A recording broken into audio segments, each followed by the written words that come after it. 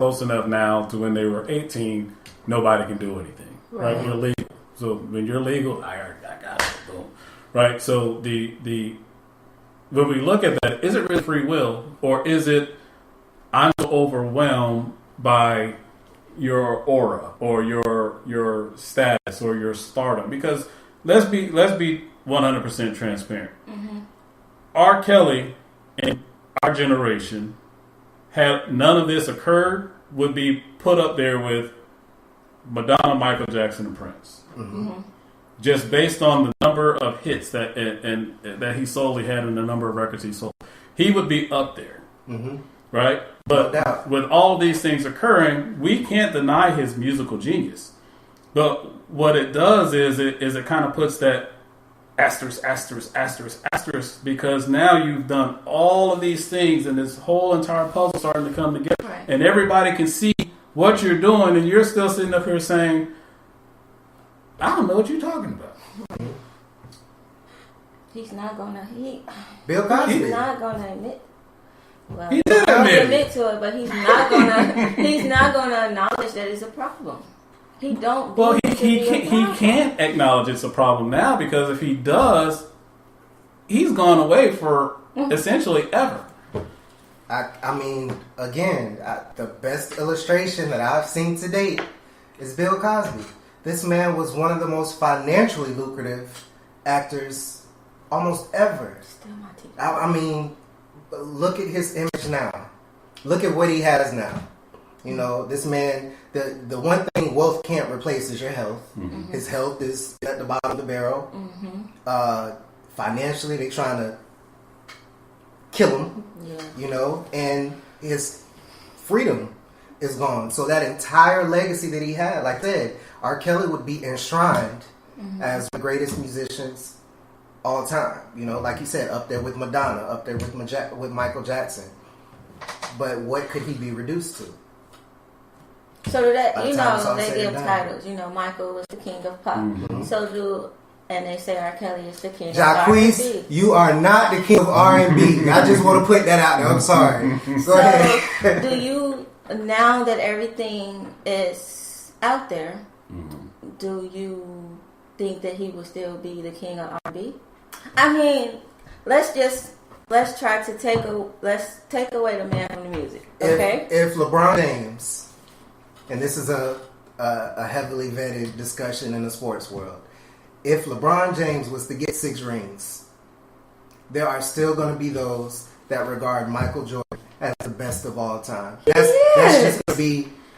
just going to be personal preference. But with regard to R. Kelly and what he's accomplished talent-wise, you can't take that away. You can strip him of certain awards, but you can't take away the effect that he's had on generation after generation. You can't take away the millions of babies that have been created. You can't take away the memories. And that's one thing that ties us to this man so greatly is the memories. I can recall, I've been to 19 schools, being in the military and also being a military brat. Mm-hmm. I've lived in so many states and traveled a lot. Mm-hmm. But based off a song that is playing, I can pinpoint exactly where I was at, what I was experiencing during that time of my life, and it's the memories that are attached to the music that people don't want to let go. That a feeling that you get, like that's what connects us to this man so intimately. So I don't think that he'll ever be pushed off the scene completely as far as his musical accomplishments. But yeah, it already has tarnished so much as far as his legacy in music is concerned. But he'll forever, in my opinion, be regarded as a musical great. Well, I'm glad. Go ahead, Darby. Go ahead. No, I was just finna piggyback off what Mark said. You were right. The memories to the music, you're like, bro, but this song, you know, TP2, that was my album. Let me tell you guys. Right. I don't listen to R. Kelly now, and that's just for personal reasons. It's not even because of what's going on now. I know myself, and I cannot listen to R. Kelly. Right. So. Because that 12 play, boy, I know that 12 play had a whole bunch of stuff attached to it. Right. And I can't do it. I can't listen to R. Kelly.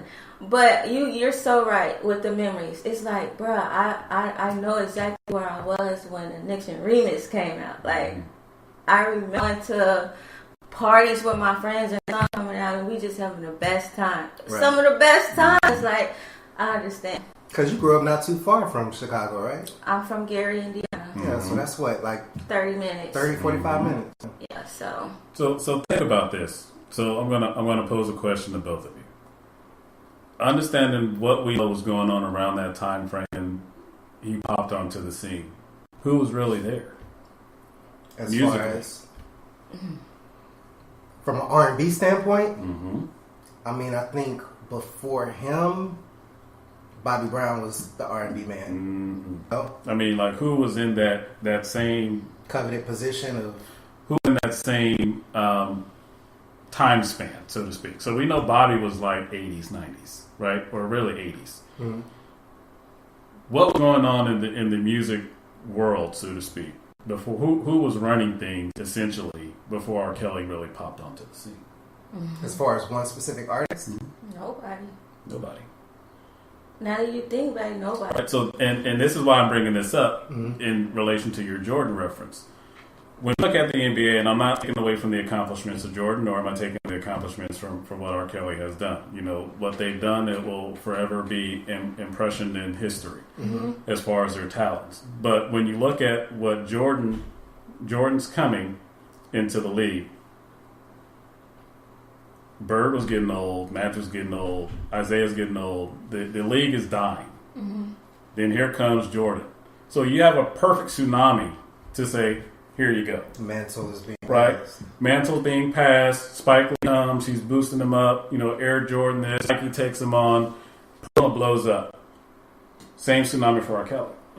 Nobody's there. The torch essentially was there, but there was no one to take it. So that's why we cannot deny his musical genius, because he came and took the torch, so to speak, that Michael Jackson and Prince, and then Bobby, in essence, if we're putting Bobby in that same threshold, left.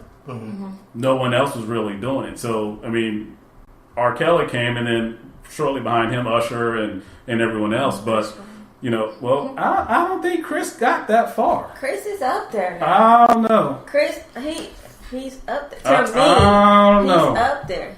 But it's a perfect tsunami. So, the debate will always be had, Jordan, LeBron, right? But when you really look at it, it's hard to come against, the era of, his airness, so to speak, because there wasn't really anybody else available. I mean, Dominique, but Dominique didn't have all the weapons and possessed the complete package. Yeah, so I mean, you Jordan came at the right time, and it was a perfect tsunami. Same thing with R. Kelly. But that being said, you can't take away from his accomplishments because his talent birthed that forth. Right. So as we're sitting here saying, as we listen to music, you're just like, yeah, and which really comes back to the same thing that we were just talking about, the Pied Piper, because the Pied Piper used music. Right, and he used it in a way that was to his advantage, which is why, to me, when he initially started calling it the Piper, I'm just like, no, dude, something's just not right about this. And then you got all this child stuff going on, and then the allegations about Aaliyah and this and that.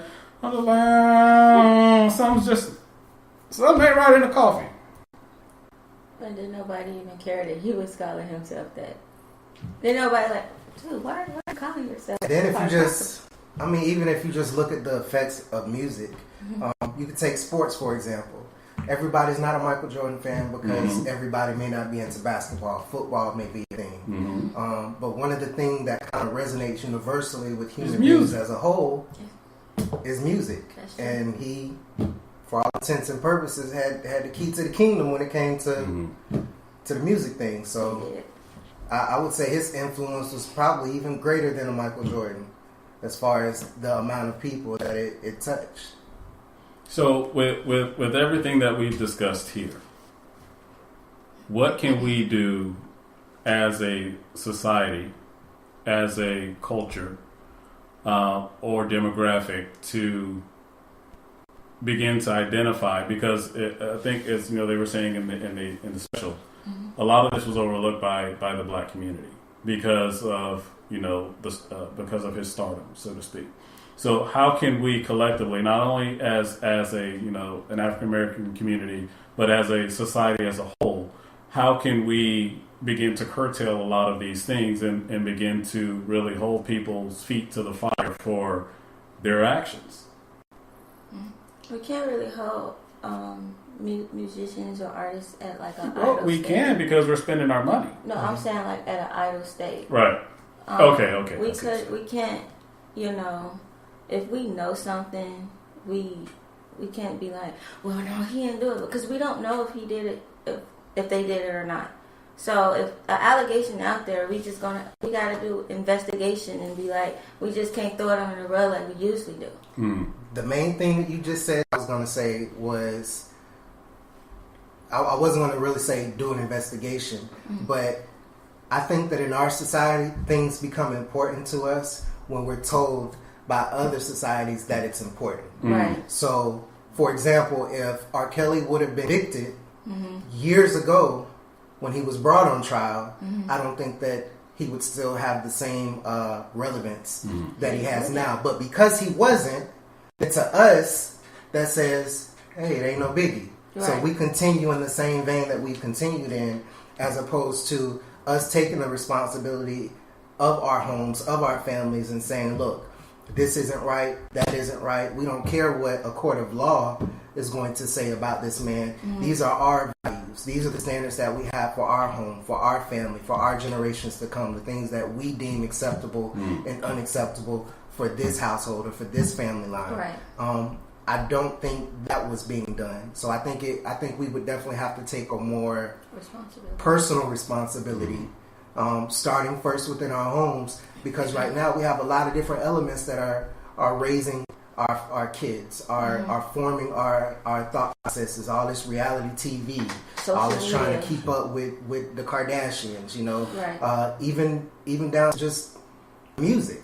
If we look at the music that's prevalent right now in our society, it really, and this is the issue that I have, it tells our children it's okay to say what you want to say, how you want to say it. It's okay to use profanity all day, every day. As kids, we grew up cussing, but you better believe we weren't going to do it, not just in front of our parents, but in front of any other adults. But a lot of what I feel like our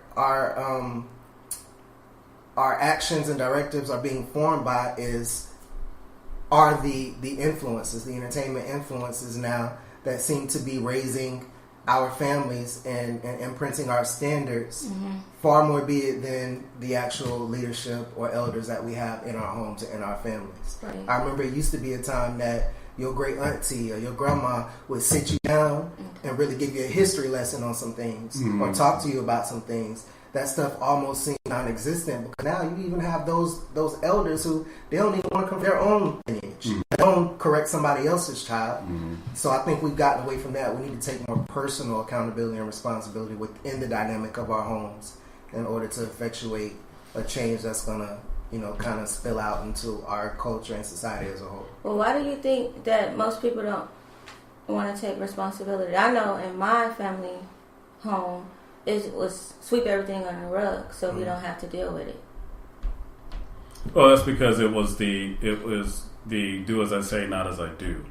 And if we sweep it under the rug, then we don't have to address it, which is also another issue and dynamic why a lot of these kids are dealing with the things that they're dealing with, is because as opposed to having that transparent conversation and saying, hey, listen, this is what XYZ is. I was just sharing with one of my clients the other day. It's just like, hey, listen, you have to sit down and have that conversation with your kids. If your money isn't up to where it needs to be for you to be doing all these things, you're stretching yourself too thin, and now you're stressing because you're trying to meet the needs of your kids, and these other areas are now beginning to fall apart, and you're gonna go down with the ship. So, these conversations, especially now, we're talking about that as especially with our demographic, is you're having those conversations when it relates to money. You know what I'm saying? So it's not that it's do as I say, not as I do. We have to begin to have these open dialogues, which is why as we're doing even here today, and that's why the podcast is titled "Just Say It," because in a lot of